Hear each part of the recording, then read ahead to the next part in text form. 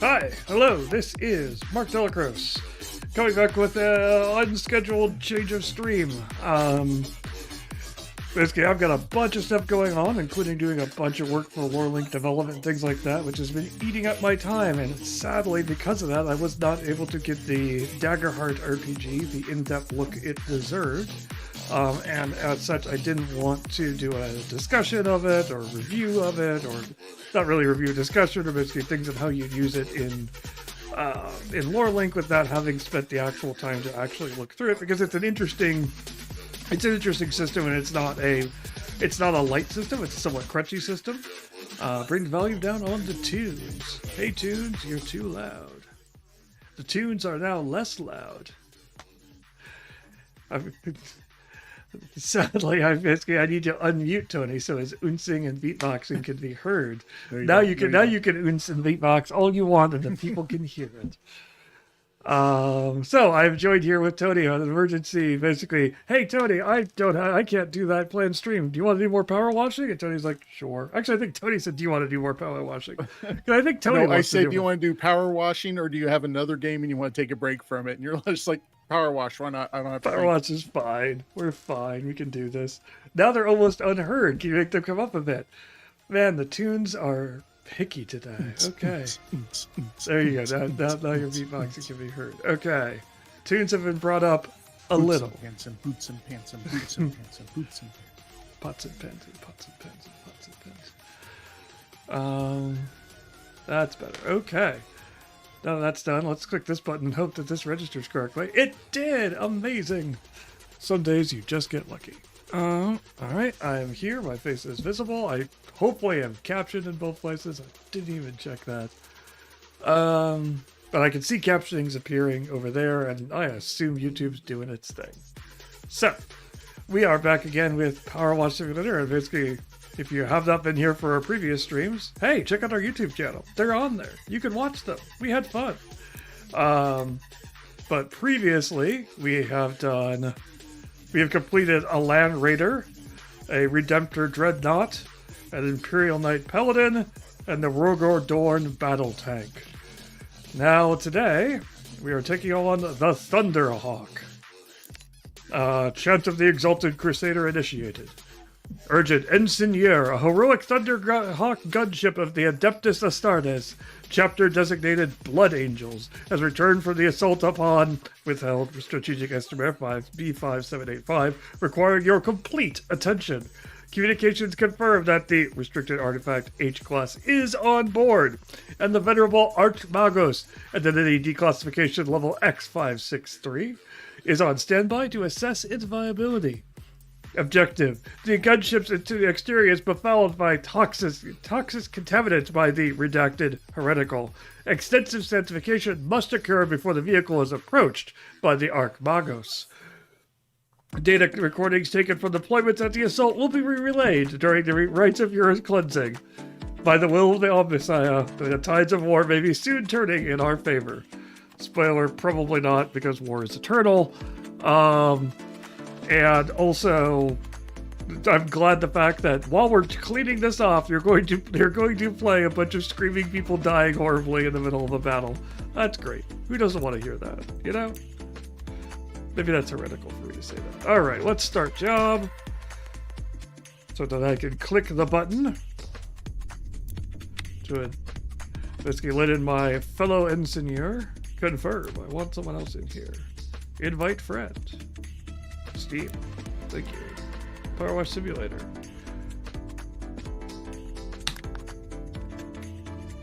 The Tony has been invited. While we're waiting for Tony, we'll stare at this wonderful stained glass. Oh wow, there's some... Oh, can I walk over there? I can't walk. It's like it's loading dirt. There we go. Oh, that's kind of neat. I haven't looked out the window before. But we are on one of the Gothic class spaceships, and you can actually see space and the planet down below outside the windows. That's wow, neat. That is a lot. I'm not sure we're going to get this done by 6:30. You know, that is quitter talk. That is heretical.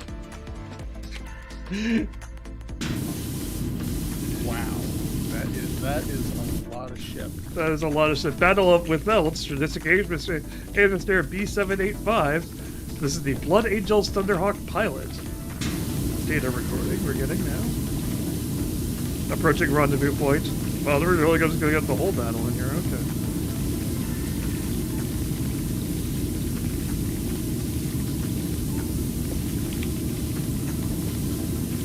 Visual confirmation of Knight Paladin engaged with redacted heretical. Hey, we cleaned that Knight Paladin. It's now dirty again, isn't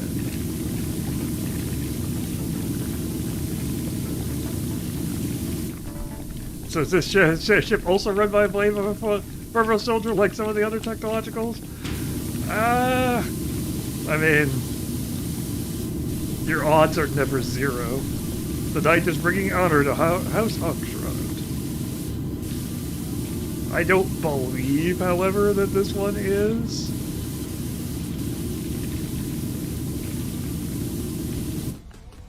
Redacted heretical. Moving reserves away from protection of restricted artifact H-class. To engage. Are you getting really constant messages right now? Is that what you're reading? Yes, it's a slow trickle. Diversion complete. Preparing to drop Redemptor, Dreadnought, Brother Zakiel, and our battle brothers behind enemy lines. Like it's basically like at every basically like certain percentage points you'll get a set of messages. And that was the set of messages. It's gone now. That's all we get for 0%. Okay, the retro seemed like more than usual. That's yeah. Basically, it was a little bit more than usual, and it was a little bit slower than usual. It felt like normally it feels like it's a little bit faster. Oh gosh, there's an entire landing flip to clean too. How do I rotate? There's multiple moving feet. Yeah. There's a way to rotate the nozzle. What is it? R. Keep.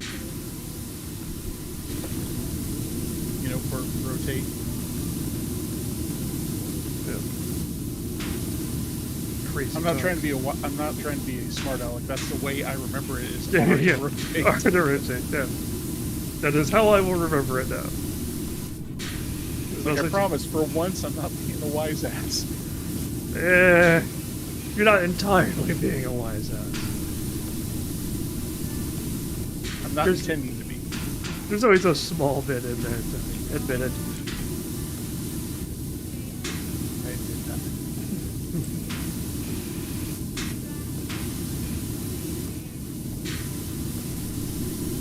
Yeah, Wolfbon would definitely have a.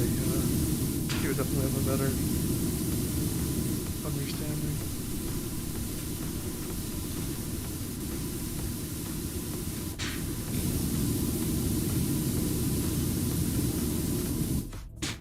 Even Bull Haybots is doing a little bit more, though he's mostly doing Warhammer Founders.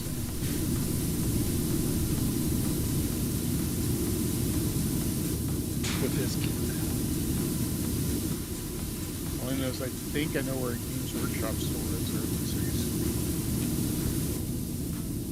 Basically, I will say it's one of the funnier parts about being when you're visiting England.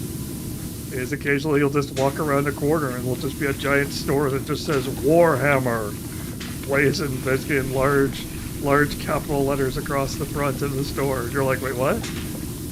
Like, oh, it's an actual Games Workshop store. It's just called Warhammer. They don't call them Games Workshop. They just call them Warhammer stores. They are big enough. It's a big enough thing in the UK that they get. You go in and ask if they carry the Magic the Gathering. No, because I like my life. Besides, if you really want to annoy them, ask if they carry Pokemon. So speaking of annoying, this town has one hobby shop of any sort of value whatsoever. Hobbytown USA over at Hasselwood. They have not been able to get anything in lately because they're insisting they carry a bunch of Warhammer stuff. So it's like their model selection is going slim. But hey, the whole front third of the store is nothing but Warhammer. You know, something 20 other shops in Indianapolis sell. So when you say a hobby shop, basically, what defines a hobby shop for you?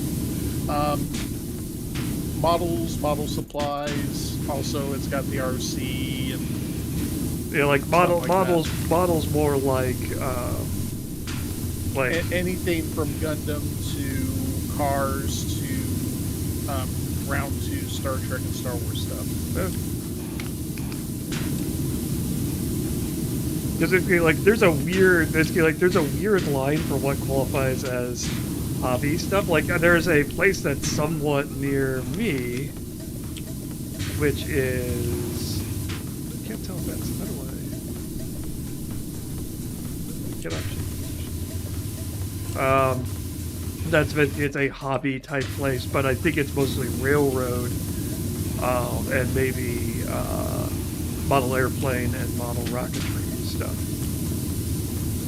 And see, when I was doing the blog stuff, hobby was pretty much just what I said. It can carry the model railroad, but it's also got to do like model kits and model building supplies, the glues, the paints, stuff like that.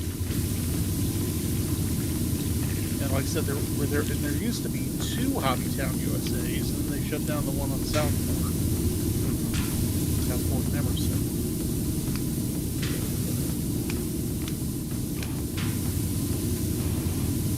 So right now, it's the only one is up there in the part of town nobody wants to drive in right now. They really don't want you driving there from the way they're treating the roads. Yeah. I know you know. Yeah, that's great. It has gotten sadly worse. It used to be like you just didn't go up there during Christmas. Like basically you just don't go in that area near Christmas. Outside of that time, you're probably fine. And now it's basically they've decided that now is the season for doing the 465 loop. Basically that section of it. They've just turned it into a mess of 16 different crossovers and cross-unders and lane restrictions and... See, it's funny you're talking about Christmas. I think I spent 3 or 4 Christmases in that mall. Working? Enough of my work history comes out of there that I have the address memorized. Wow. No, that's the Castleton Mall, not the... Castleton Square. Yeah. Because there's the other mall in that area, the Fashion Mall. Oh, the Fascist Mall, yeah. A mall that basically that... I have opinions. Yeah. Basically that is the mall that I had friends who got kicked out of it during the 90s. Because they were walking around in flannel and shredded jeans. Because they did not have the proper dress code for the mall. And the mall didn't have a posted dress code either. Yeah. They just assumed that you would know because, they're the fashion. Okay, I'm not certain you can clean those sections without the ship getting moving.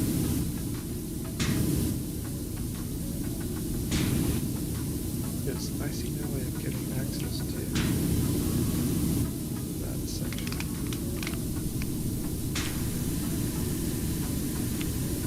Now, I used to go in and hit Game Preserve. And there was a place by Game Preserve that Sharper Image. Yeah. Because especially in the late 90s, they were carrying like all the full-size Star Wars statues and icons, lightsabers, and stuff like that. But yeah, the number of times that I had security stop me.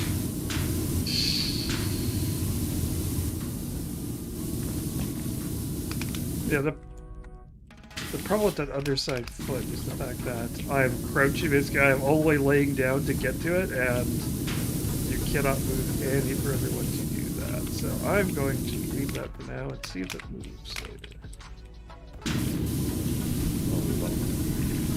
But basically, yeah, I always found it funny that basically that for the longest time the fashion malls were one of the game preserves, one of the gaming stores in Indy when there were like two. Like they're really basically it used to be Game Preserve and basically I'm trying to think if there were any other basically It was Game Preserve. yeah. I mean, when I was looking for Magic cards and stuff like that, it was pretty much Game Preserve. Up at the Fascist Mall and down at Greener Park. Mm-hmm. And Greener Park hasn't been in that mall for years either. Were they actually in the mall? They were They in the mall for some time, yeah. Oh wow. Really made it interesting for late night Magic the Gathering tournaments. I think that's why they were out as soon as the release was up. Yep. A lot of those stores were starting to realize that when they were in the mall. Now, basically, it's kind of funny. Basically, like Game Preserve moved out of the mall. Basically, they moved out. They moved across the street. Yeah. Basically, Greenwood. They moved across. They moved out of Greenwood. I've seen several. Basically, there was one that used to be in Gamers Loot. It used to be in Washington Square Mall, along Now with they're Boss in Battle Castleton. Games. And both of them moved up to Castleton Square Mall, which is sadly turning into Washington Square Mall 2 or Lafayette Square Mall 2, depending on your preferred empty, abandoned mall of choice. Never worked at Washington, worked at Lafayette though. I never actually made it in Vince. I think either Lafayette was dead by the time I moved into the area, or there's just nothing there. It's really like, what used to be in Lafayette Square Mall? There was an electronics boutique and a KB Toys. Ooh, Past there, I have yeah. no idea. Because I worked at the electronics boutique and we were right beside the KB Toys. Man, I have so many good memories of electronics boutique and things like that as a kid. Basically going to the mall, parents would be getting something. And so that's why I lived in the Chicago area. And so it was Stratford Square Mall, which is yet another dead mall.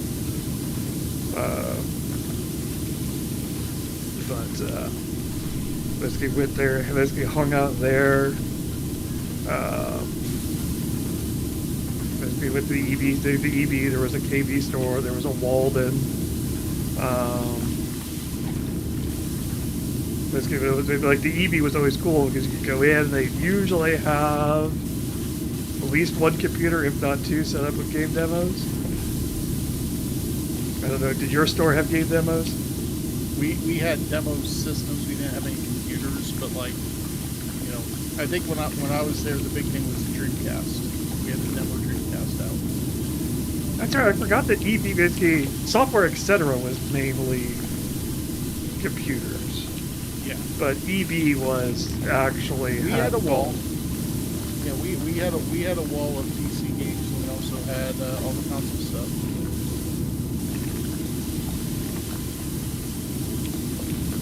It was kind of interesting. Like growing up for me, basically console stores were Bunko Land back when that was a thing, before GameStop bought them, like everything else. And I guess EB a little bit, but I didn't usually buy console stuff at EB. Toys R Us, I would buy console stuff at because Toys R Us had a huge console section. Yeah, just that entire almost front part of the store. Mm-hmm. I remember the giant, basically, Walnut Parkview Wall. But basically basically everyone always walking into Toys R Us and having that, basically walking down that huge wall of tags. Basically grab a tag and then walk up to the employee in the cage, as it were. Pick which console game you wanted. See, you say the employee in the cage, and I just remember working at Fry's too. So Fry's, it's a more literal cage. Like when I think of cage, I think of it like Fry's. Like I can't remember what the setup was like at Toys R Us, but it was It definitely was like a giant They counter. had everything. They had Yeah. everything behind the counter in glass cases. Yeah.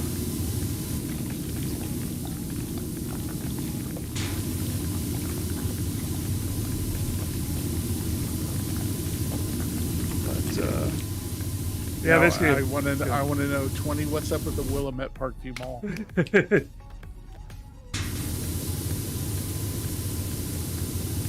Is it your version of the Keystone Fashion Mall? Is it the upscale still existing because of really expensive retailer mall, or is it the soon to be deserted becoming a flea market malls that many local malls around here have fallen into? Where is the dirt on this? Oh, it's probably on top.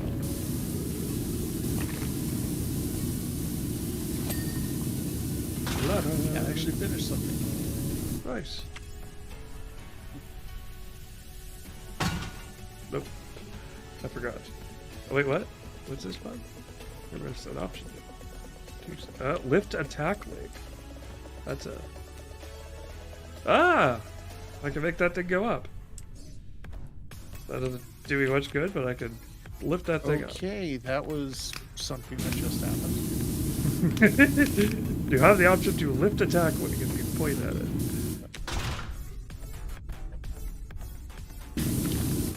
Basically... Oh, it's the name of the mall in the first Dead Rising game. Oh, right. The name sounded familiar. I'm like, man, that name sounds familiar. It must be just because it's a... Wait, why can't I place this line? So, Liz just got home from work. And she's carrying a kitten. Uh-oh. No, like a 2-week-old kitten. Uh-oh. Is this It like... was in the government parking garage downtown. Oh.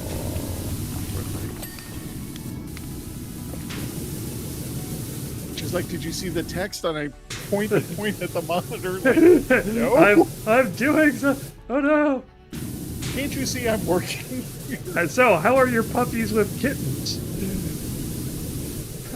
Well, believe it or not, the quote unquote geek cat and his sister belonged to Liz before I adopted him. And Zoe, the older pit bull, helped raise them. Aw. And BB, I think, just figures out that, okay, they're too small to play with. Not that they're chew toys, just I can't run around and do anything. So I'm just going to let them be.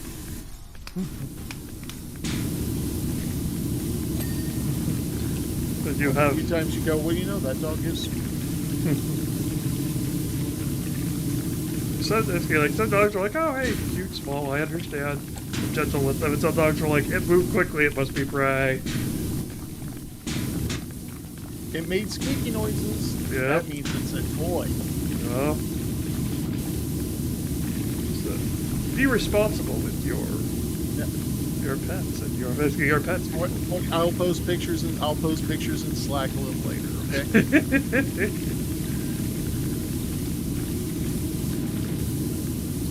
We'll have a poll in the next more like newsletter naming again. No, we're not naming it Kitty McCatface.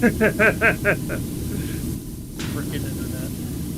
You never give a blank option. You never let them build their own option. You give them options and let them build. Didn't you see that was one of the options at HutureCon for the Name the Beholder? Yeah, because now it's just a standard. I knew the person that did it. It's like I expected so much better of them. Oh. That's a lot of responsibility the person who... I'm assuming you mean the person who basically decided to list that as a beholder name choice? Yeah. Okay. Not the original Bodie McBoat-Pace person. I'm going mute for just a second. Go for it.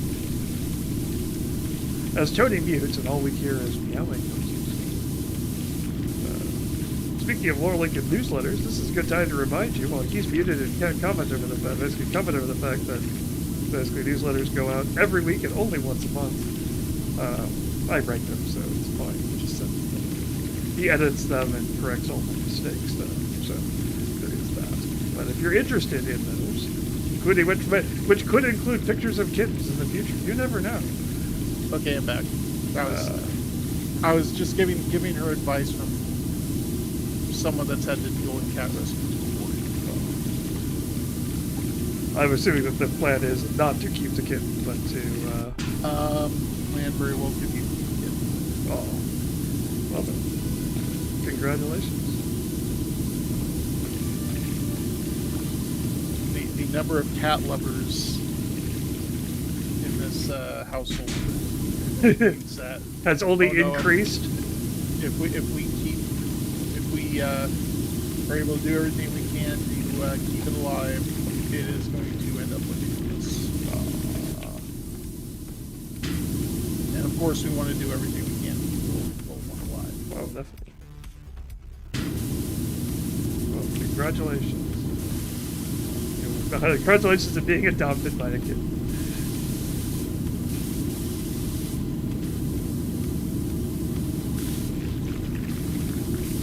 But you're correct. But the newsletter is every month, not every week.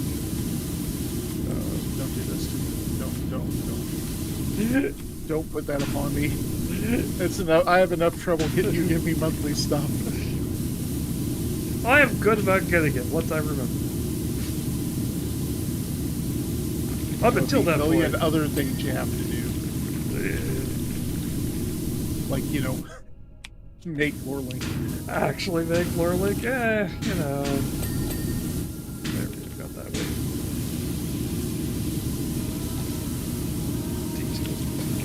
But in any case, it comes out once a month. It summarizes everything that we do here at LoreLink. Has cool pictures and images and things like that, and so could possibly include images of kittens, or dice, or streams, or booths. I have dice with cats in them. Ooh. Actually, my stepchild does. I got them for their birthday. Nice.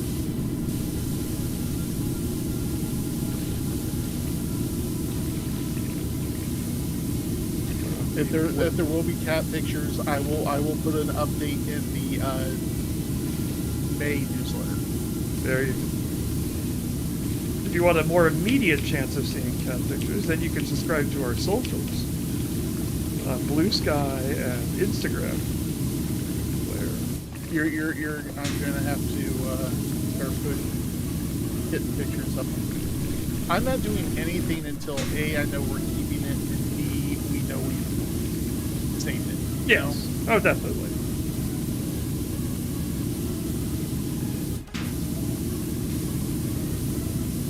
So, folks, if you're listening and you never hear me mention a cat again, please Just don't bring it up.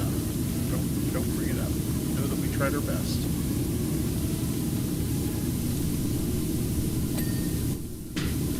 And hey, basically, if the thought occurs to you, hey, I should mention the cat again, don't. And instead, donate to a local rescue.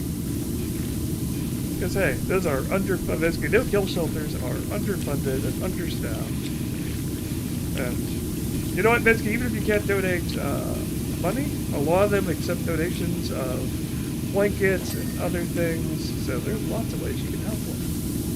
If you take a look, many of them also have an Amazon wish list. Oh, yeah.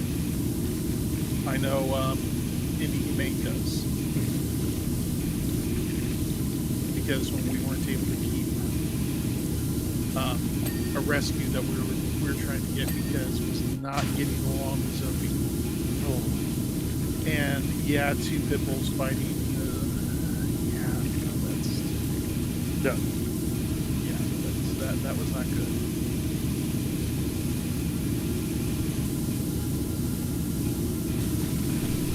Sometimes pets don't get along with each other. It's just the way things are.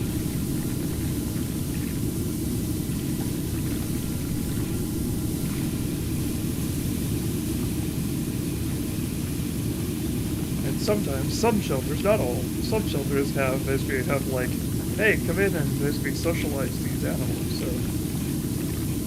even if you can't currently afford to give anything, or basically you can't afford a pet, sometimes they want people to come in and just, say hi to the animals. No one likes being stuck in a cage by themselves. Cannot necessarily. Most shelters, no animals in cages. You can also insert a rant in here about HSUS, but they're all a bunch of scum. But we don't have to do that. Okay, and what is HSUS? I believe that they are, basically the name is Humane Society of the United States. They are the ridiculously well-funded thing. You'll get lots of letters from advertising you with sad pictures of kittens and dogs and things like that, claiming that they need help. However, they don't actually run any shelters. So a lot of that money just goes into executive salaries and things like that. They're also associated with PETA. And PETA has a bad track record, a bad history of dealing with pets. Google that if you want a terrifying history. No, Google, I didn't mean actually. Thank you. Oh, good going to set off the speaker. Yep. I said the G word.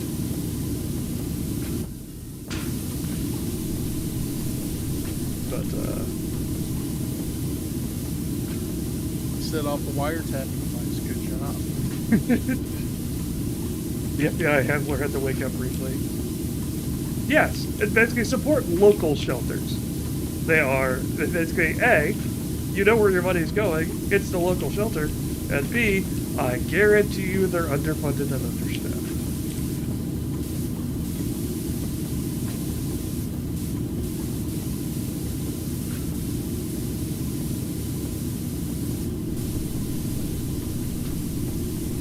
So, games. Yeah. Sorry, random tangent. So I'll let's take go the like we can go back to this could be EB software, etc. tangent. Like, which basically, like one of the stores, and I can't remember which one it was. It may have been software, etc. or EB. And it basically, this is a weird thing to remember, but it's things you remember as a kid. I remember one of them basically had a round circle outside the store. Basically, it was like it was a circle, like a weird circle entrance into the store. It was like a carpeted tube. That you could sit in. Basically, it's about kid size. So it's the only reason why I can picture why it existed. And basically, kids could a round circle, not a square one. Listen. Around basically it was a carpeted tube cylinder that was kind of the. I don't think it led into the store because I think that would be too much of a security thing. I think it was just, but it was like the logo. Basically, it was incorporated into the storefront, and I never knew if that was just leftover. I mean, I'm glad we can tell you're listening by the fact that you're being pedantic. So Be right back. Go for it.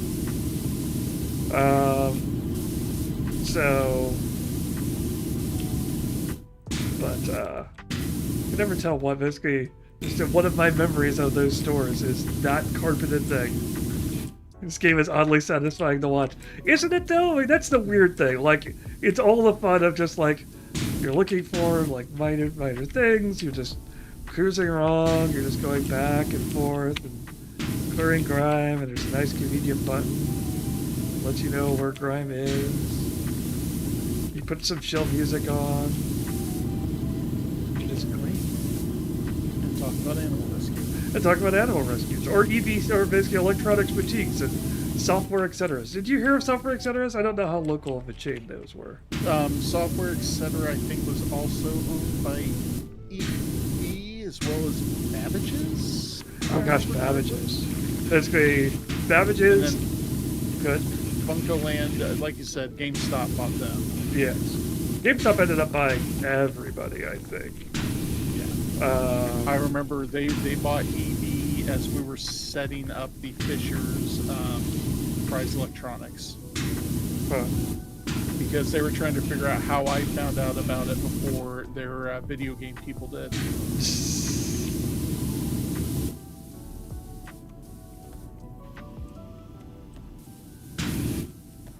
Like, I was the part-timer that said wanted to run their video game section. They're like, we don't hire people running our sections right off the bat. It's like, okay, I want to work in your video game section and show you how I can run it. I ran video games by the time the store opened. Nice. But yeah, working at Focaland is probably one of the few times where basically a history of being in knowing video games and being involved in video games and even playing the video games on the clock was considered a point of approval in my performance evaluation for the year.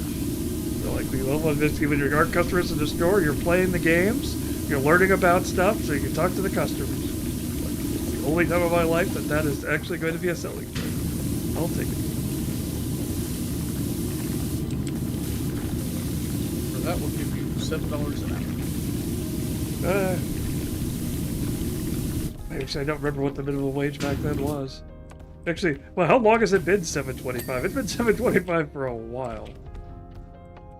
I don't remember when it changed. We play TTRPGs as a selling point around here. I mean, you're not wrong, yes.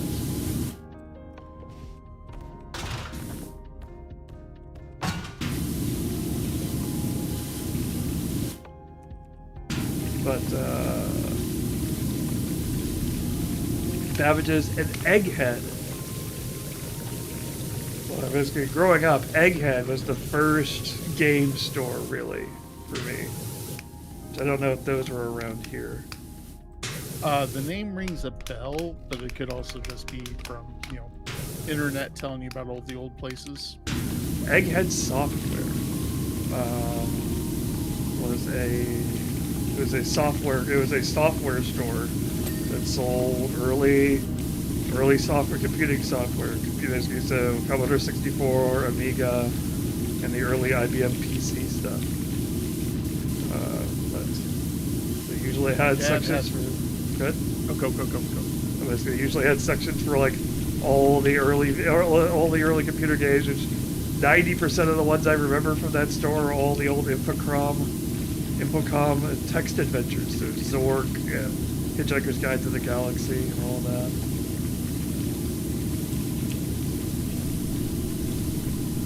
See, our first console, we didn't really do much in the way of computer games because we just didn't have a computer. The only computers we had were the ones from that Dad was given when he was working, and you don't put games on those.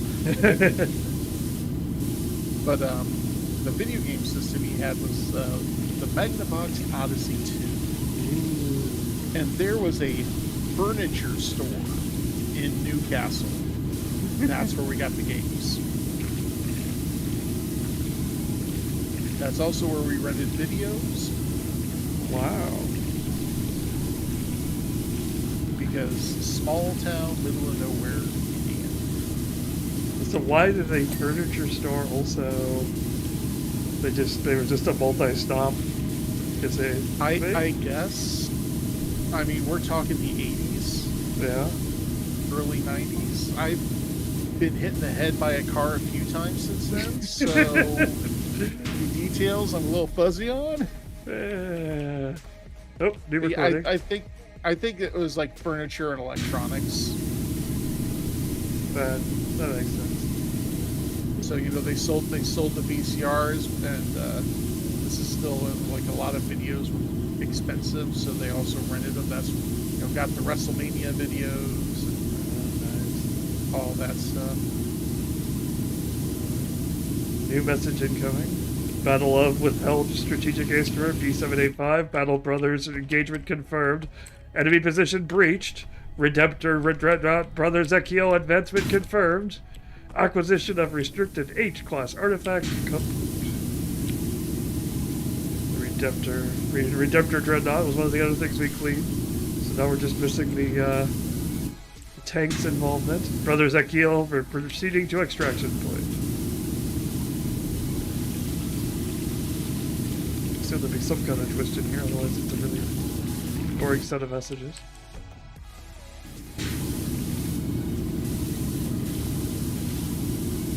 The last thing I was asked before I stopped to get ready for this one on the skate park level of the standard game was, can you power wash hedges? So I mean, they've got some interesting messages. Oh yeah, basically the game there's definitely a little bit of a storyline that goes through the game as to why the town is so absolutely filthy. Yes, there is I think it's by a volcano. Yes. That is the given reason. The town is by a volcano, which has erupted, which is why the entire town is covered in grime. But still, like, well, back to work. I can just put this in the background working. It's just too mesmerizing. All right, catch you later, Martine. I'm glad that I'm glad and sorry that we are too captivating. Right. That's what she said. I mean, not in a literal sense, not a usual sense. It's like, no, seriously, it was right there in the chat. That's exactly really, that's what you said. I'm missing just a tiny bit on this ramp arm.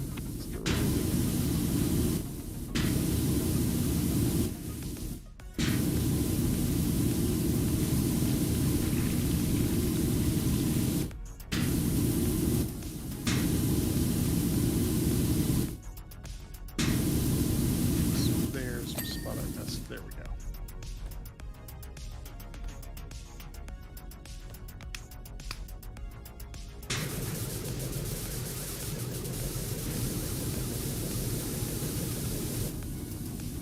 Alright. Snippet footing. Burb. Burb, burb, burb. Burbs to burb. Don't get me started.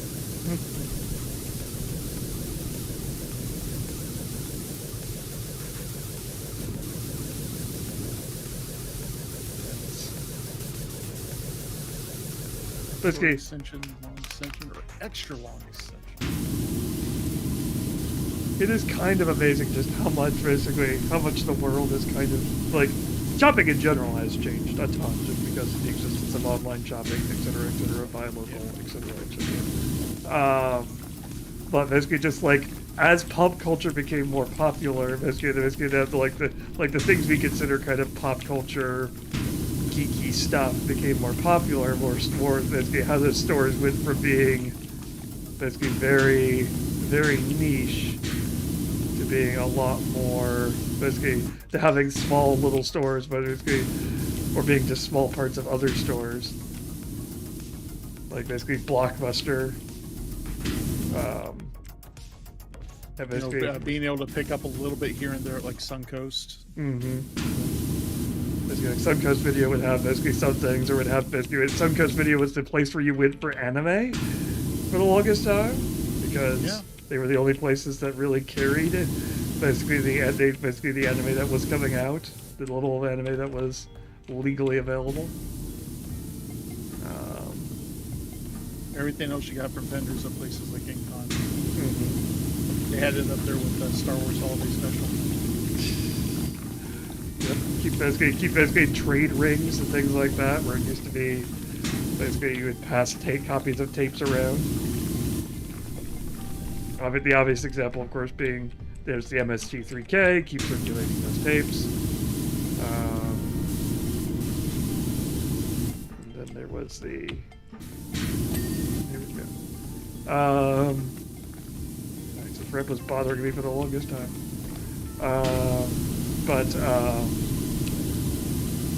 So basically, like anime and anime subtitles, a lot of the times were just tapes that were passed around and dubbed. You would send in a copy of your tape, and then basically they would copy the tape. Basically, they had the subtitles on it. And someone made with their 2 or 3 VCR editing dubbing machine. They would have little messages, which led to the weird things like, basically, thanks to everyone except Bob, you know what you did. is famously on one of the fan subs. Return to the snack. You see, I was never much into anime. I think I've mentioned it before. My first exposure, I mean, other than, you know, the stuff you'd see on Saturday mornings as a kid, like Voltron. First exposure was Akira when I was neither under the influence of drugs or alcohol. Which is the weirdest way to see Akira. Having done.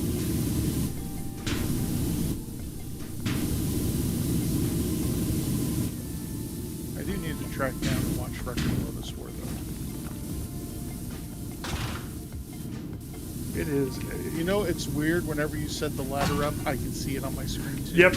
Basically, they show all the ladder points as soon as somebody picks up a ladder, and so you're like, giant invisible ladders, blue ladders have appeared everywhere.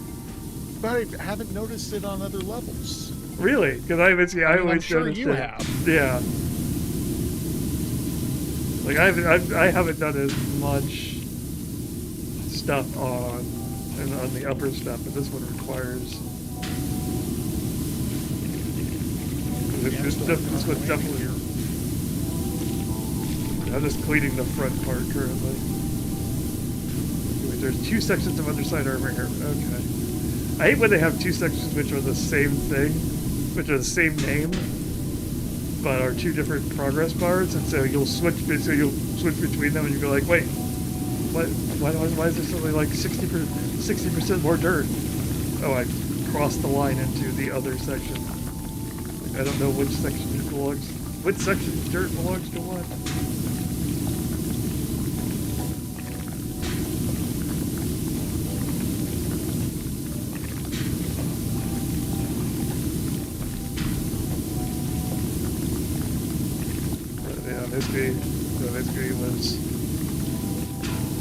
Basically was Blockbuster used to be able to rent consoles at Blockbuster and things like that. Yep.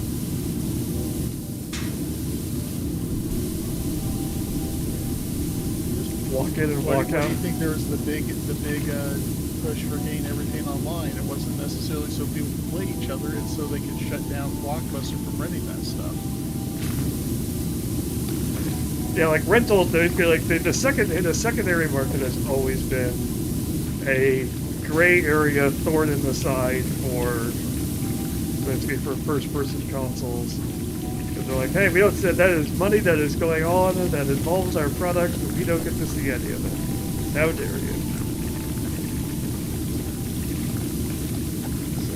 So people are like, but yeah, but not everybody has $70 to buy a brand new game, $80, however much it is.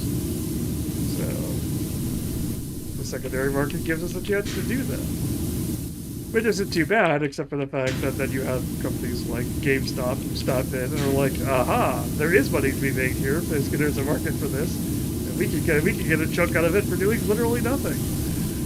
We'll buy the game for you for $10 and sell it again for $60. Did we add $50 worth of value to it? Nope. No, they'll buy it from you for $10 and then sell it for $5 less than a brand new copy. Yep. Basically, hey, you're getting a discount. It's cheaper than buying the new one. But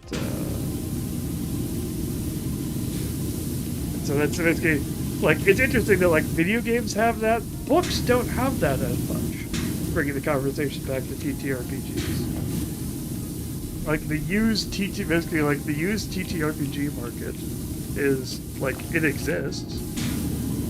You can walk into books because like what bookstores still exist these days? Half-price books. Half-price books. I think Books A Million still exist, don't they? Yeah, there's still one over at 86 and 465. Trader's Point. Trader's Point, thank you. Yeah. For the life of me, I could not remember. Yeah, it took me a second too. I'm like, what is the name of that place again? Barnes & Noble is Clearwater, and that's between Hasselton and Fascist Mall. So yeah, technically Barnes & Noble's is still a thing, but good luck finding one. Creamer Park Mall. Does Greenwood Park Mall actually have one? Yep. Wow. There used to There's be one in Carmel. There's one in Noblesville. Wow, There's okay. still one over by the Fashion Mall. Guess who's been looking for books for the kid? Ah, Jack. Like the closest I've come to the bookstore in the last several months, years, has been the book section of a Goodwill.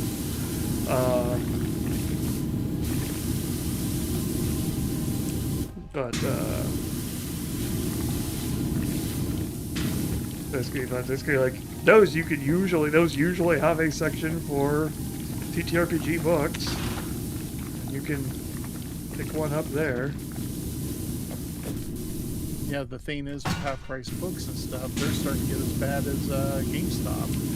Yeah, sadly, basically, for the longest while, it used to be basically like you'd walk in, basically like your game store would likely have a section up for that. It would just be, usually about half price, which is like, there's Barnes and Noble not far from me, Plainfield.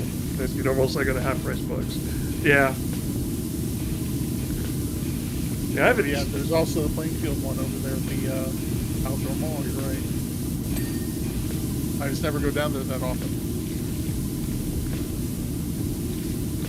Second and Charles. I am not familiar with Second and Charles, other than being a possible street name. Hey, you got the landing foot clean. How'd you get the center section of it clean? What do you mean? Like on The part between the struts or whatever? Yeah. You can jump up on the foot. Huh. Wall crawling? Is that one? Standing. Oh, that one's not underneath the ship. So you're not crawling under the ship to get to it. Yeah, I think I was able to like jump on the edge of the foot before this bottom of the ship came down. Oh, yeah. That one's much more... Oh, there's this well here, maybe. Maybe that's what you're supposed to do. If you look at this front foot here, there's this section right under the ship. But I'm not certain how you're supposed to get it.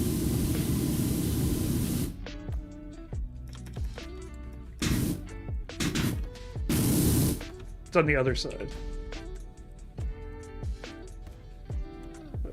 This is like you press tab, you see all that gunk right in the middle, and then in the middle there as well.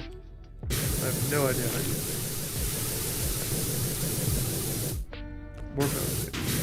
Oh yeah, that probably works. Yeah, you can. Just get a better angle. Bad at geometry.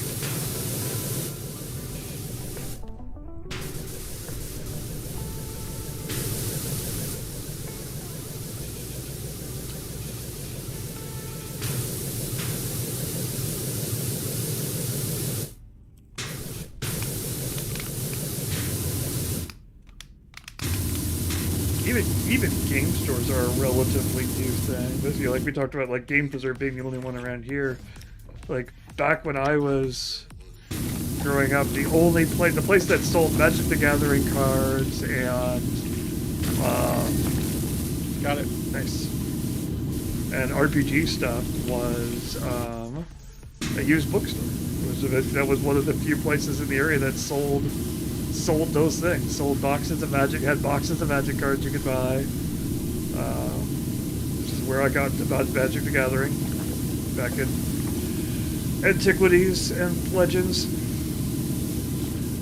I started around the dark. Yep.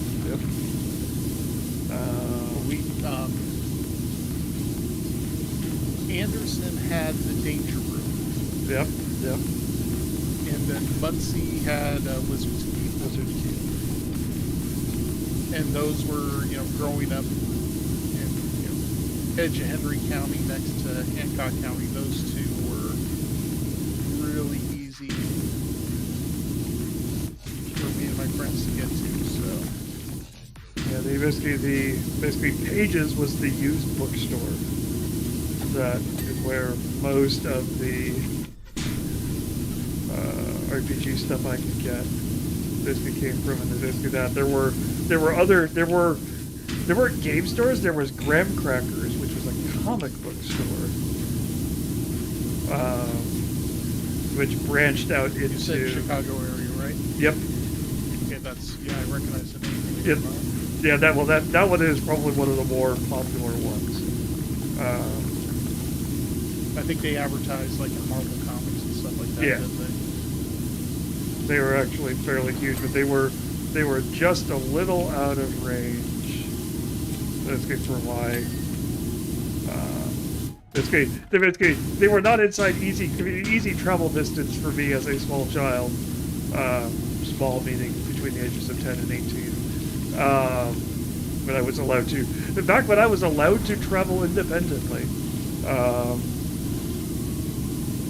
Basically, pages I could get to because my parents loved, basically, my mom and my dad as well, loved used books. And so, basically, going to the used bookstore was a fairly normal activity. So, going there, grabbing used books, and also grabbing, whatever the latest Magic the Gathering thing is, saving up my allowance and things like that to buy a pack or two of Magic the Gathering. Or the idea of basically buying an entire booster box was a crazy thing that only the insane collectors did.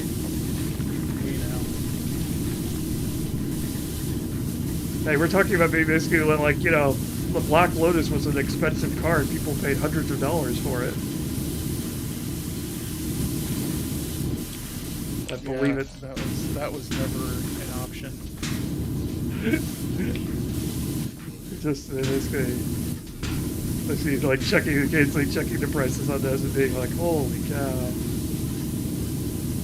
several $1,000s for those cards now. Tiny pieces of cardboard.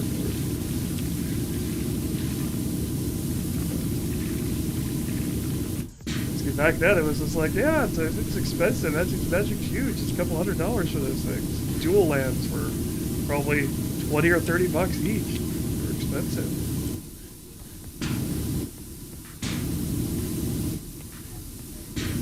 Yeah, you pull a dual land out of a box you got, and it's especially nowhere near a deck you'd ever build. Mm-hmm. You can almost get the box paid for just from a couple of those. Yeah, we had a college friend in the family who basically had enough money that he would buy the entire boxes, and occasionally he would come over, and basically because our entire family was into Magic the Gathering,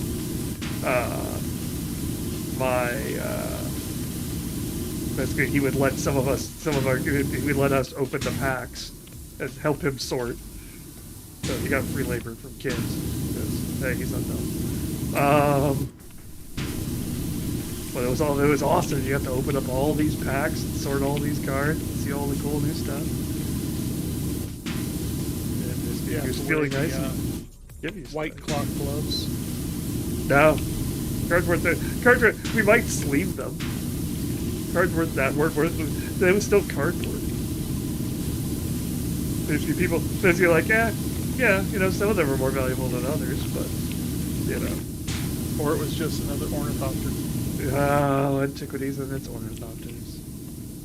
So many ornithopters.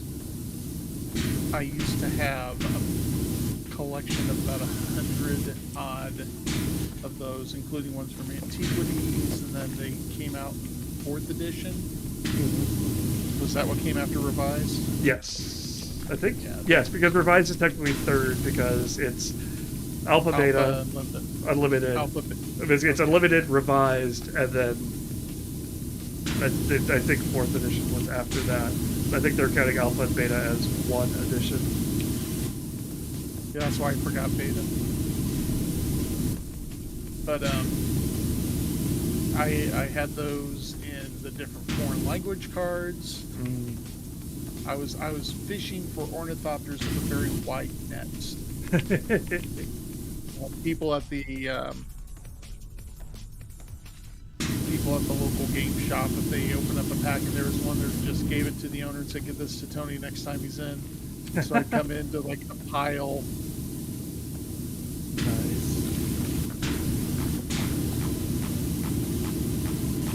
So Toy would like to know if you play MTG on stream. Oh, on Steam, not on stream. On Steam. On Steam. Sorry. I'm like, I haven't considered an MTG stream, but I do play Arena. I play MTG in a couple of different ways online on Steam. I do play Arena. I haven't played Magic the Gathering online, because that was the one that basically, like, the card collector and me cringed when I heard about online, because online you would buy, because it was their official, basically WotC's official way of playing it online. So you would have to buy the card packs for the same cost as a physical card pack, and basically then you get those cards and you get to keep those cards. But part of me went, basically, why would anybody want to pay full price for non-physical cards? Basically, that seems silly. Basically, if I'm going to spend that much money on cards, I'll buy the physical card. And Arena basically has some of that, though Arena basically does the smart free-to-play things. They've learned their lesson of, okay, here you go, here's your, basically you get free gems for showing up, for playing stuff, there are free events you can take part in that will get you more gems, and you just get free packs for showing up. Then basically, if you have enough... If you want to spend money to get stuff faster, you can, but you don't have to. Yeah. And basically, something else, what the other smart thing they do is, if you get duplicate, basically beyond the, basically 4, once you get beyond 4, because 4 is the most you could ever play of any card, once you get beyond 4, you get wild cards of whatever rarity that card is. So if you have 4 Ornithopters, your 5th Ornithopter is a common wild card. And then you can basically, that includes mythic wild cards and things, that goes all the way up to mythic rares and things like that. And you can use those to just outright purchase the cards that you're looking for. So, basically the chase isn't as bad, because basically you don't have to, basically, like, if you wanted, basically you're doing it in paper MTG, there's a lot of, okay, I bought this box, I pulled all the stuff in it, I got all the things I want out of it, now I'm going to sell these things just to pay for the cost of my next box.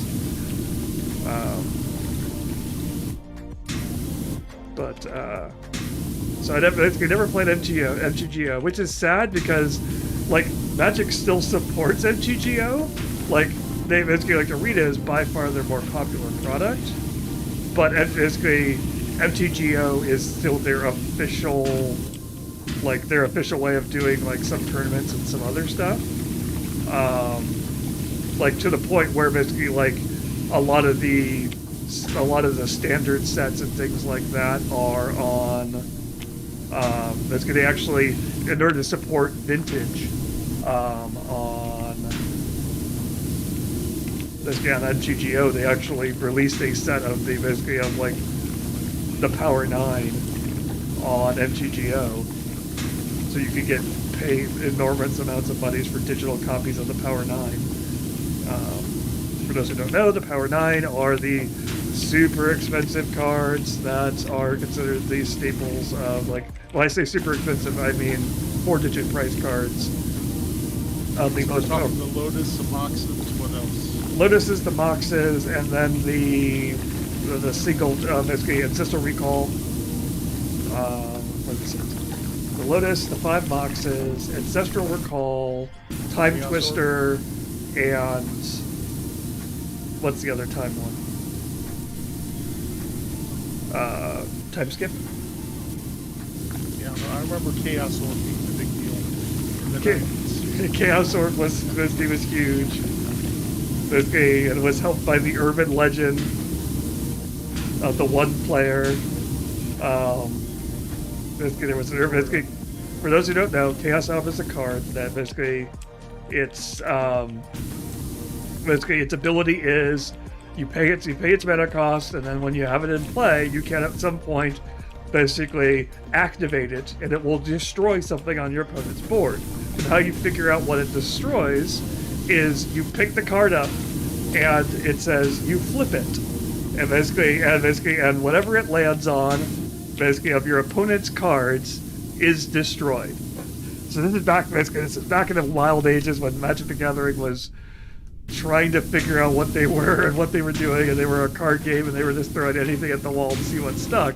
So this was an idea, and as Magic got more competitive, they had to include a list of rules about a page long of all of the things that you could, and all the ways that you legally had to do in order to actually make this card play legal. Like, it had to be flipped by a certain height, it had to revolve at least once, what actually qualified as cards it was touching, basically at what could your opponent change their board state, basically up until what point could your opponent move their cards on the table to attempt to basically separate them so there would be less cards near each other.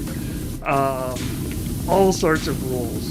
But the urban legend was that some smart player during a tournament basically realized, basically decided that there wasn't anything in the rules about not cutting the card up into confetti and throwing the confetti in the air.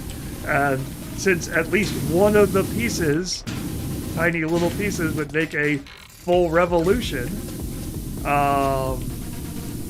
that would count for the card, and everything on their opponent's side was destroyed, and they walked away the winner. This went around in circles forever. It became a joke. Basically, there is actually a joke card in one of their joke sets called Chaos or Confetti, which actually does that. But basically, it reached the point that an official ruling was actually issued by WotC saying, no, you could not actually, basically, as far as they know, it had never been done. You could not actually do it. Basically, as you could technically do it during a match, but as soon as the match ended, basically your deck would have to be verified and would no longer contain the card. Basically, your deck list would now be inaccurate because it would no longer contain the Chaos Orb card, and therefore your deck would be illegal and you would be disqualified from the tournament. But that was always the fun part about Chaos Orb.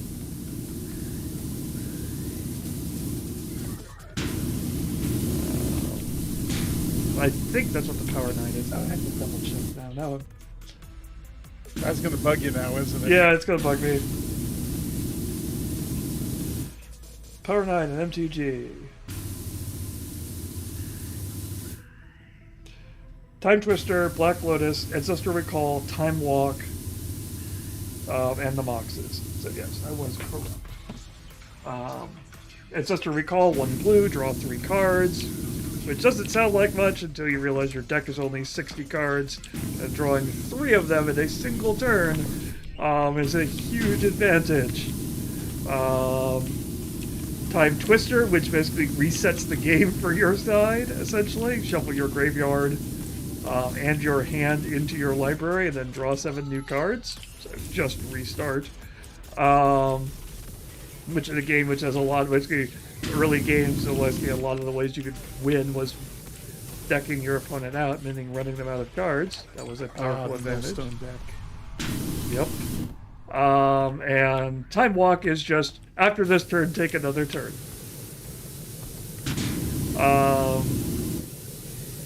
Which basically got involved in a bunch of combos that involved with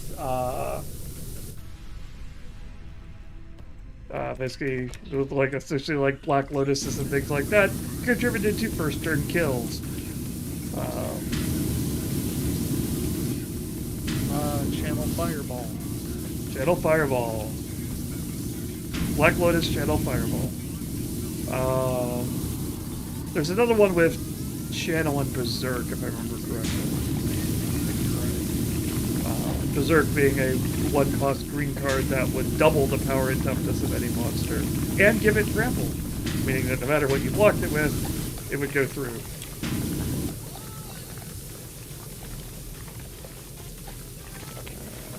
where is the rest of this? Oh, there's the rest of this.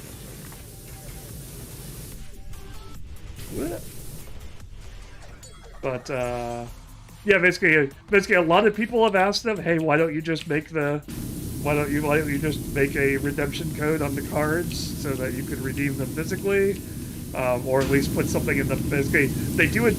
Oddly enough, they do that for Magic the Gathering Arena somewhat. Basically, there are usually cards and they're usually bonus stuff inside the packs, which give you bonuses in Arena, but not Magic the Gathering Online, because basically, weirdly, they want to keep their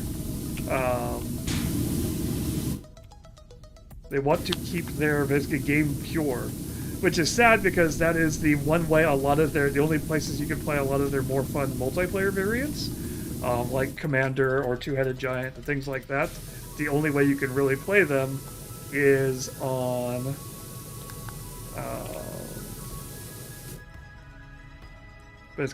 Magic the Gathering Online, as opposed to Arena, which for some reason they have not. Basically, I believe the statement has been made that Arena was not designed for multiplayer, basically for more than two-player variation, and so allowing 3 or 4 player games would basically require a major recoding. But so if you want to play those variants, but don't want to pay a ton of money for ridiculously expensive cards, the best way to play it is Tabletop Simulator. And Tabletop Simulator has a lot of those. There are lots of different tables and workshops and things like that that enable you to pull in existing cards or existing decks. It will not automate the rules for you. You will have to remember to untap, upkeep, and draw by yourself. But it gives you a playing surface. It gives you all the cards and all the card art, which, of course, giving you all the card art means that it is highly not legal.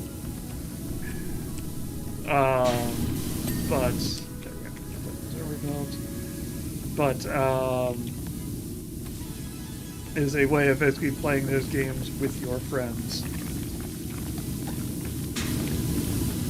Basically, I'm playing some of those more fun variants. And of course, the really super fun way to play Magic the Gathering is digging up the old Magic the Gathering PC games. You ever play any of those, Tony? I actually played one of the console ones.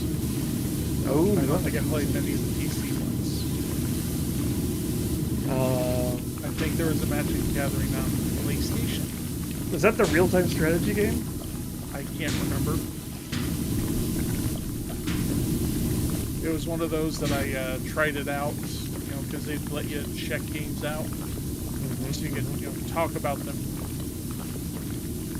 intelligently. Yep. The opposite of how I'm talking right now. And words are hard. You're almost there, Tony. You can make it. But this is very I didn't have a chance to prepare myself today, so you have to fortify yourself. Maybe you're going to be quizzed on Magic the Gathering. But there was a set of 2 Magic the Gathering basically online PC games that they're fascinating just because of the fact that they are incredibly broken implementations of the Magic the Gathering. Like, they're fairly decent implementations of the Magic the Gathering rule set. So, like, the game, basically, it's a functional game of Magic, for the most part. So, like, there's some weirdness with basically how turns are implemented and things like that. Just because of the fact that there's only so much you could do. There's only so much that they programmed for stopping during phases and things like that. It is now, of course, out of date because Magic the Gathering has changed a bunch of their rules. But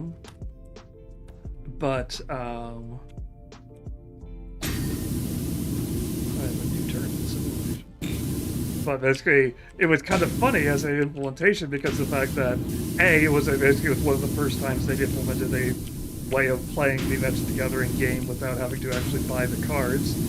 It had access to a lot of the rarer cards were in there, so you could finally build your, basically it was a way of actually playing. You could actually build out your Black Lotus Channel Fireball deck if you wanted to, basically if you could get those cards in the game. But it had like a dudes on the map variant in it, where you would run around to various little, basically around on the map and have encounters where you could basically have events where you could buy card decks, kind of like Slay the Spire, for those who have played that one, or basically where you go to a place and they'd offer you like, here are 3 cards you can purchase, traveler. Would you like to purchase Dark Ritual, Plague Rat, or Circle of Protection Blue?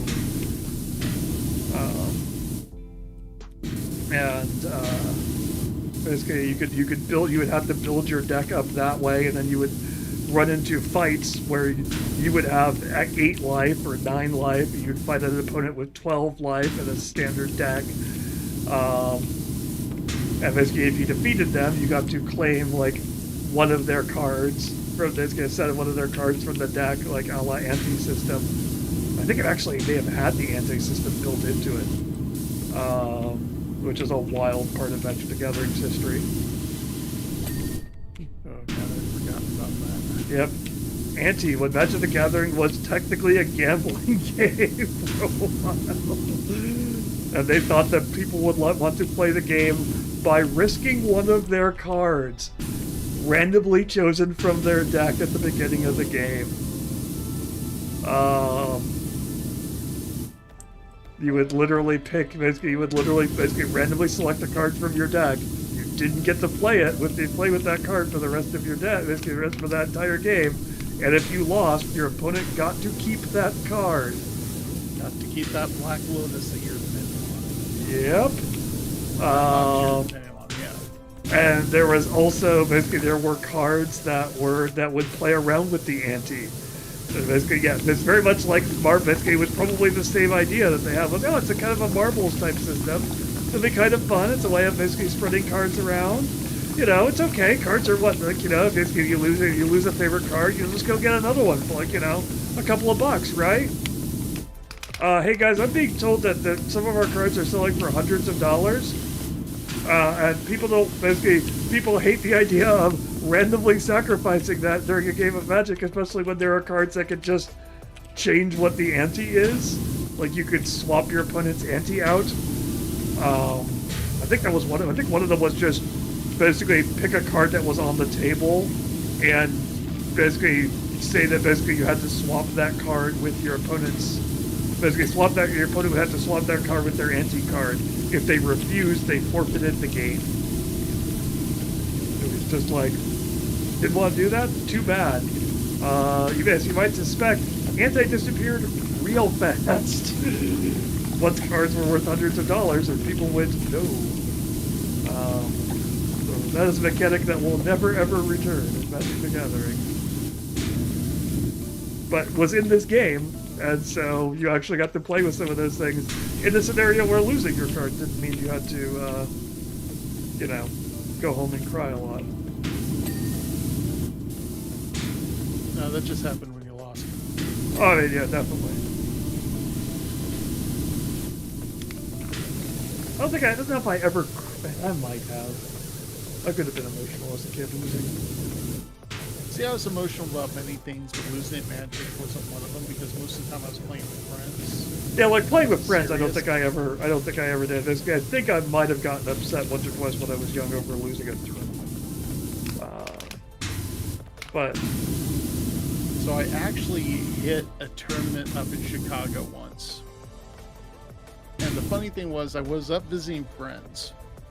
And I guess there was this small convention that was being held in like a high school gym that they wanted to go check out. So ride with them over there, and they have a Magic tournament. Well, this was probably 1996. In one jacket pocket, I always have a pack of cigarettes, and in the other one, I'd have a deck of Magic cards. And so I go to the tournament, and I drop down this beat up, revised deck box. and they open it up and they take a look. It's like, these cards are beat up.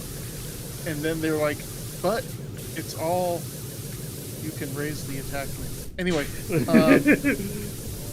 but it's like, but they're all even. None of them are marked. So I was able to play, and I came in the top 8 out of 50. Nice. And the last game was, it took 3 games. We're 1-1, and then it was, I think he was down to 2 when he finally took me out. That was a good game. The game I had the most vivid memory of when I was a kid was, I wasn't that great at deck building, but I was fairly good at running. And so one of my friends was running the tournament, so couldn't play. And so said, hey, basically, if you don't think your deck, if you don't think the deck you built is that great, you could borrow mine, and basically you could try to run it through and see how it goes. Because I'm curious to see how it will run. So I played a Goblins deck. This is Fallen Empires, I think. This is towards the end of when I started playing. So Goblins, tribal everything, etc., etc. So it's all about goblins and goblin grenades and all that fun stuff. And so I'm taking it through, and it's actually a fairly good deck, and I'm fairly good at Magic and making smart decisions, and so I actually get fairly well, get part of the way through in the semifinals game, or quarterfinals, because it's semi-quarter finals, right? And I go up against another deck, and it's a stasis deck. Which, for those who are not familiar with it, basically was due to some weird rules wording, which is no longer legal in Magic the Gathering.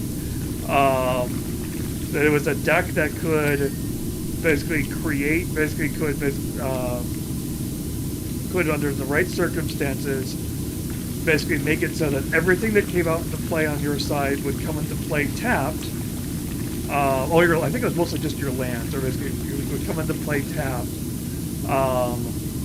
And they could tap everything on basically, and they would have the ability to set things up so that they could make it so that nothing untapped on your side of the board. Essentially locking the game down for as long as they could keep the combo up.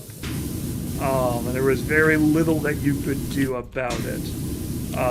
You would slowly, essentially once the combo got played, you would slowly find yourself basically bleeding through all of your resources, and then the game would end because everything would lock down, and basically you'd be stuck not being able to do anything. So they started down that combo route versus my Goblin deck, and it was just this, because the Goblin deck is all about lots of tiny creatures. I could keep playing things basically very slowly, just kind of parsing out my remainder of my resources, and just keep slowly chipping away at them as they attempted to keep locking down the rest of my stuff, and actually managed to eke the victory off at the last second. I'm like, those were the ones that people played when they were taking the game too seriously and playing to win. They were not fun decks. No, they were miserable to play against. Basically, 90% of the time, basically you would reach the point. Oh, basically, new thing. Extraction point almost secure. Preparing for retrieval. The redacted article: flee before the might of Brother Ezekiel. Wait, they are not fleeing. They are parting. New target observed emerging from the ground.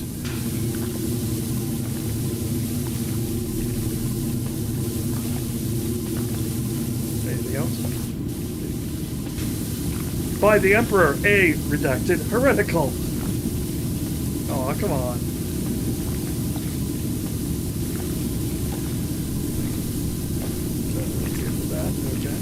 But yeah, basically all of those decks were very serious decks. They were very mechanical decks. Basically, once the thing got done, once you played your cards in the right order, the game was over. basically your opponent just died slowly, that you kind of strangled your, and because they were all about getting that combo into place, they usually didn't have much in the way of actual offense on their part to actually kill you with. Basically, their win con was they do that, and then they have like a single guy on a flying carpet that could hit you for like 1 damage, and they would spend the next 20 turns doing 1 damage to you to kill you, while you just sat there and took it, hoping they might screw up the combo or tap themselves out or something like that. Because it wasn't an infinite, it wasn't just something they could just demonstrate. You could walk away and shake hands and be like, oh, yep, that's a win. They have to do it every turn, and you would just sit there and be like, okay. Or you had to concede as soon as they got the combo and be like, I don't want to play this out. So it was kind of a miserable deck. But being able to beat it with a silly little, basically, Zerg Rush, tiny little creatures goblin deck was very satisfying. I don't think my opponent was very happy about it, though. I seem to remember them being unhappy being beat by a kid piloting a goblin deck for their very expensive and very well put together stasis. It was Stasis, Scheherazade, not Scheherazade. Scheherazade's so weird. Kismet. Stasis, Kismet, and no, quarter than 79 points. It was Kismet, Winter Orb, and Icy Manipulator, and Stasis. What's the card combo? I can't conjugate Japanese verbs, but boy howdy, I can remember old Magic the Gathering combos. And I can even tell you what all those cards do. But the combo worked because Icy Manipulator allowed you to tap or untap basically a artifact. And Winter Orb said that while it was in play, nothing untapped. But Icy Manipulator could tap the Winter Orb, which, basically, according to the rules of the game, then meant that the Winter Orb stopped working. That no longer, basically, but that no longer is a rule because that was a weird interpretation of what mono artifact. That was back when we had mono artifacts and poly artifacts and other things. But basically, as long as that ruling existed, that combo worked. So you could force your opponent to not be able to untap, but then tap the artifact at the end of their turn and be able to untap your own stuff.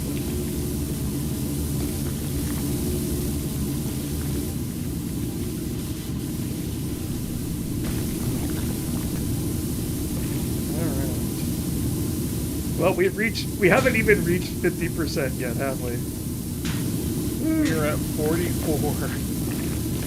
Well, it is 6:30, which we're actually a little bit past 6:30, so it sounds like you have a busy household to deal with at this point. So I don't want to. They're all here right now. They could be over at PetSmart. Well, we could keep going, or we could call it a stop here. We could probably go ahead and call it a stop here, and that way you still have this as a backup. Yep. So I will go ahead and go into my other spiel, which is about Magic the Gathering, or basically things like that, which is, I'm Mark Delcris. I am the product lead for LoreLink, which is a TTRPG resource for GMs, DMs, Dungeon Masters, I said DMs already, GMs, DMs, record keepers, lore keepers, storytellers, you name it, we support it. And it enables you to take all of your notes and other things that you have, store them in one place, link them together in such a way that makes it easy for you to quickly remember where all your things are. So if you're crafting out the massive Warhammer 40k game, and you've got all of these planets and all of this other lore that you want to keep track of, it lets you basically sort all those planets out. Remember, basically keeping easy track of, okay, this planet has this gravity, and so that gravity affects all of these things, or that is the Emperor, basically things like that, and this person has offended this guy has done this heretical thing, and things like that. You need to keep track of all of that. Lets you keep track of all of that in one place. Plan your sessions out in a way that when you sit down at the table, you could focus on playing the game, not sorting through your notes and searching through the rule books and things like that. All those notes can be in one place. So if you're interested in that, basically keep watching. Basically, you can keep watching this channel, and basically, hopefully, when I get back next week, 2 weeks from now, not next week. Actually, basically, if you were interested in that, tune in next week, because that's right, the stream's not going away. In 2 weeks, basically, Michael Down, who has been basically running several, basically showing how he's been doing his Pathfinder 2nd Ed campaign, will be showing off. He basically was another campaign, and basically showing a planning session off for one of his other games that he's been planning. So you'll be able to see LoreLink in action. If you're curious about basically how LoreLink works at the table, tune back in here next month. Basically partway through May on a date which we have picked out, which has slipped my mind, but we should probably add it to the stream. At some point, we will be playing. You'll be able to see actual plays. If you want to see actual plays we have done in the past, we have been basically using LoreLink for several years to plan systems, run games, etc., etc. So a ton of those are available on our YouTube channel. May 31st, thank you. On our YouTube channel, so you can watch us play games like Hardwired Island, or Pathfinder, or Starfinder, or Vampire the Masquerade Dark Ages, or Blades in the Dark, all basically a Doctor Who. All of those are games that we have played on the channel, and you can watch us play them with the basically with LoreLink and see how I plan out a session using LoreLink, and then how I actually play the game. So all those are on our YouTube channel. You can check those out. We also have our other live streams on there as well. So if you're like, hey, you know what? I wanted to check out, watch these guys power wash more stuff because I want to put that on in the background because that's soothing. Watching two people talk about random stuff like miniatures or old gaming stores or Magic the Gathering.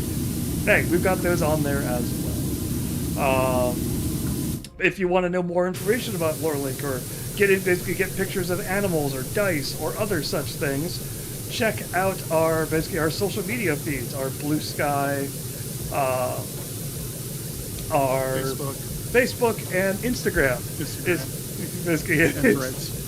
Threads, that's right, we do have Threads, don't we?